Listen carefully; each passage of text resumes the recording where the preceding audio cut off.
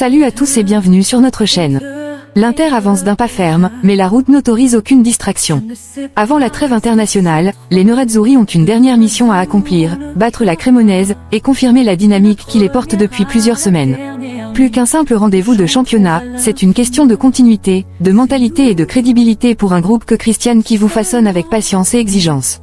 À San Siro, il ne s'agira pas seulement de prendre 3 points, mais d'envoyer un message, l'Inter est une équipe qui ne veut plus s'arrêter. Bienvenue dans l'univers Nerazzurro. Inter, Cremonese, Chivu veut prolonger la série victorieuse avant la trêve.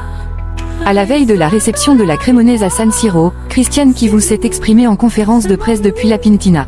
L'objectif est clair pour l'Inter, engranger 3 nouveaux points, poursuivre la dynamique positive et atteindre 5 victoires consécutives toutes compétitions confondues avant la seconde trêve internationale. Une Inter plus équilibrée et solide défensivement. L'entraîneur roumain a d'abord insisté sur les progrès défensifs de son équipe, après une période où l'accent était surtout mis sur l'efficacité offensive. Nous avons retrouvé de l'équilibre. L'équipe est plus attentive, même lorsqu'elle attaque. Je pars toujours de l'idée de ne pas encaisser de but, d'être une équipe organisée, animée par l'envie de défendre ensemble. L'absence de Thuram et les choix en attaque. La blessure de Marcus Thuram, non grave mais contraignante, pousse Chivu à repenser son animation offensive. Thuram s'amusait et se sentait bien. C'est dommage de le perdre, même humainement. Il reviendra, mais il faudra un peu de temps.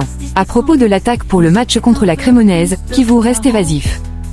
Pour l'instant, je n'ai que Lautaro. J'ai déjà une idée de son partenaire, mais je ne peux pas encore le dire. Concernant Angiboni, jeune attaquant prometteur, Chivu se montre confiant. Il lui manque seulement la titularisation. Il est toujours entré en cours de match, et il aura tôt ou tard sa chance. C'est un joueur qui apporte énergie et générosité, respecté dans le vestiaire. Je suis certain qu'il sera important. Rotation et gestion du groupe.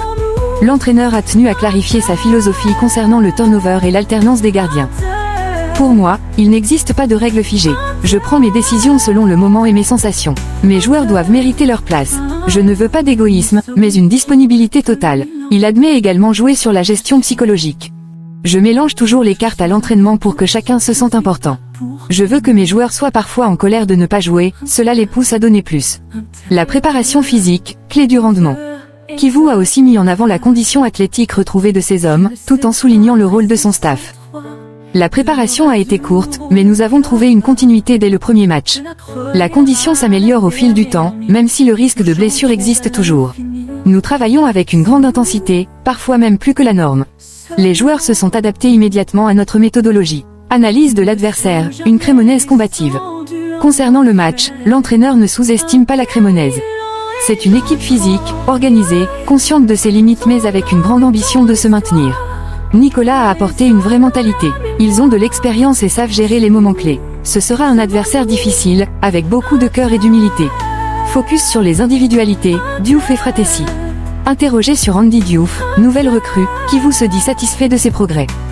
Il avait besoin de temps. Au début, il était timide, mais il est désormais pleinement intégré. Je vois en lui qualité, détermination et une grande culture du travail. Quant à Davide Fratessi, le coach a confirmé qu'il est sur la bonne voie après ses petits pépins physiques. L'importance du collectif au-delà des buteurs. Enfin, Chivu a rappelé qu'il attend surtout un état d'esprit collectif.